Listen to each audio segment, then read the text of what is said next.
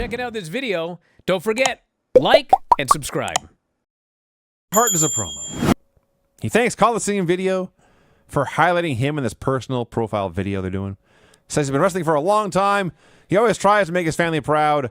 Like a SummerSlam 1991 where I wrestled Mr. Perfect for the Intercontinental Championship. This was so cool because they did the spotlight on Bret, and they literally had one of his best matches and possibly one of his worst. And they ran the whole gamut of Bret's career. I would say worse, but I would say nothing. Most nothing happening. Fair. Yeah. But it ran the gamut, is what I'm saying. But are you saying that Skinner is not as good as Mr. Perfect? That's what I'm saying, Sean. Okay. That's exactly what I'm saying.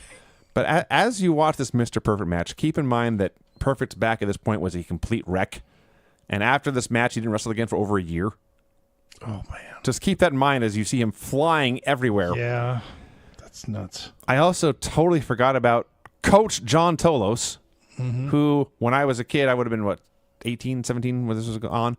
I just thought it was an annoying guy with a whistle. And I've since learned he was one of the biggest wrestling stars of all time. They just did nothing with him except put him in a hat, call him Coach.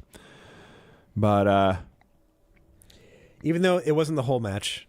maybe like 3 minutes at the end or whatever it was. Yeah. But just those 3 minutes was just some of the greatest wrestling of all time. And I had completely forgotten at the end of this match, Perfect left in his underwear. I've forgotten that too. And I'm sure this is an ad because like the strap in his singlet got torn. Right. And I'm sure he just said at the end, tear the whole damn thing off. And he's got his briefs on.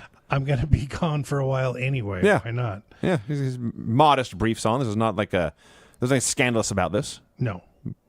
But still. But Bret's, and this is not a secret, but yeah, I haven't watched a Bret Hart match in a long time. And we talk about now, guys do a lot of cool stuff, but none of it feels important.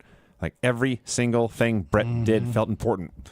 And the big finish is Penning's got him on his back and does like the leg drop to the crotch, but Bret blocks it and uses that to grapevine and flip him over and turn that into the sharpshooter. And you've never seen a guy quit in the sharpshooter so quickly, because I'm sure he was just in agony. That was all quite great. And then, yes, he tore the rest of the singlet off and sent him home half naked. Well, 3/4 naked. Sure. Yeah. Such a good match, too. Go back and watch the whole thing. So then we get more Bret talking. How great it felt to win that IC title with his parents watching. And then it was Tuesday in Texas, and Bret's talking about every day, any day of the week, Monday, Tuesday, Wednesday, I'll fight anyone for this title. So it's Bret Hart versus Skinner at Tuesday in Texas. I mean, it's fine. Hold on. It's the wife.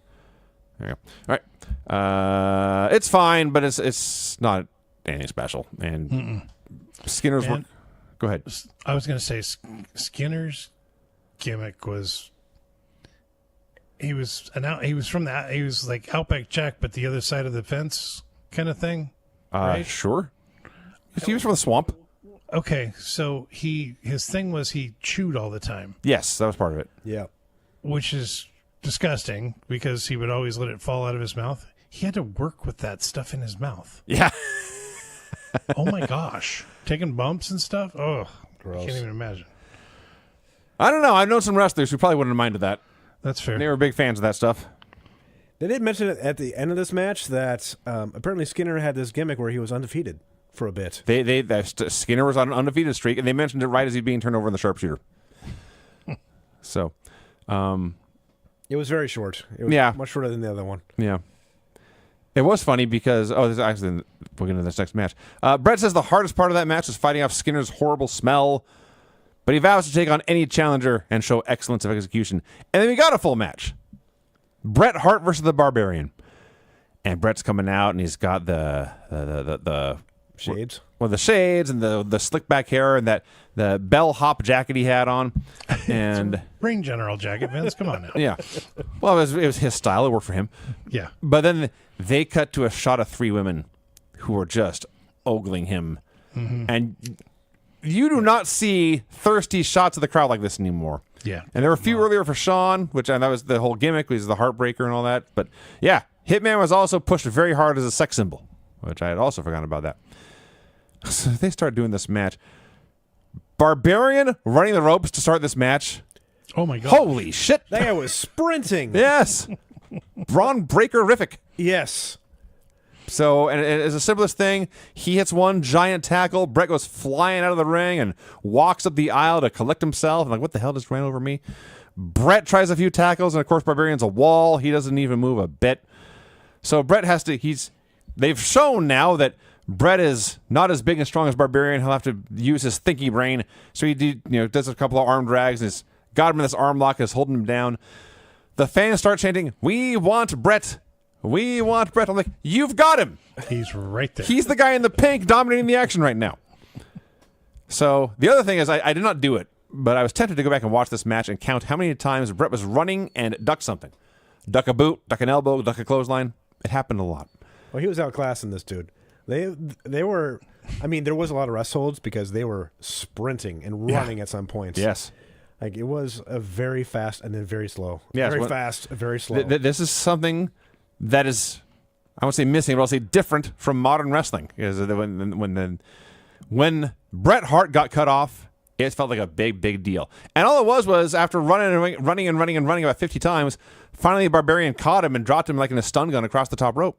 Mm-hmm. But you think, oh man, his head's coming off. And then Bret's coughing for the next 5 minutes, whatever they're doing, Bret's still coughing and selling his throat. So you're worried he may just, it may swell up and he can't breathe at all. That was the great thing about Bret. He was a heavyweight. He was a heavyweight champion, but he moved like a cruiserweight.